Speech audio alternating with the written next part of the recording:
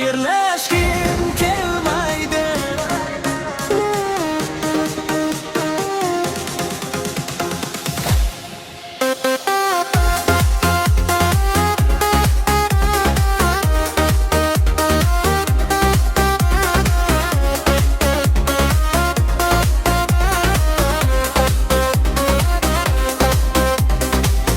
Bugun ko'zlaringda g'am bor, yuragimda ming savol.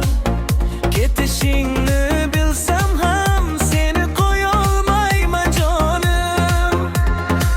Birga o'tgan kunlarimiz yodimda qoladi hamon.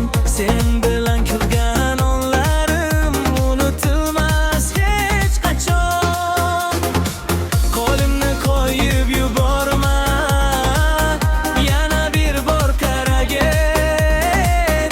Agar ketishing shart bo'lsa, meni ham o'zing bilan olgin.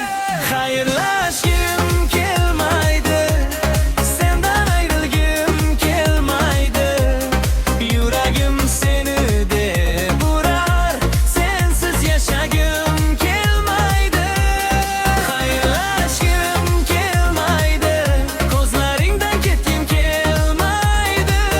So'nggi bor bag'rimga bosib, seni qo'yib yuborgim kelmaydi.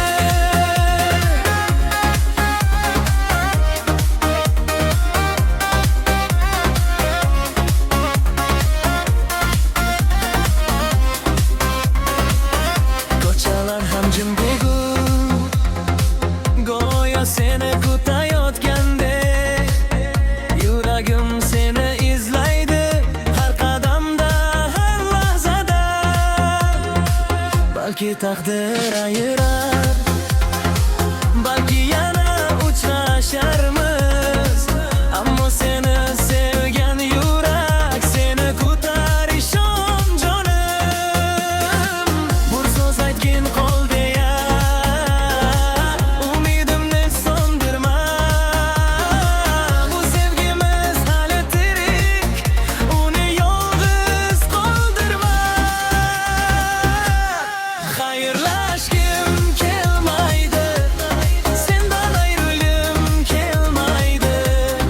Yuragim seni deb urar, sensiz yashagim kelmaydi. Xayrlashgim kelmaydi, ko'zlaringdan ketgim kelmaydi.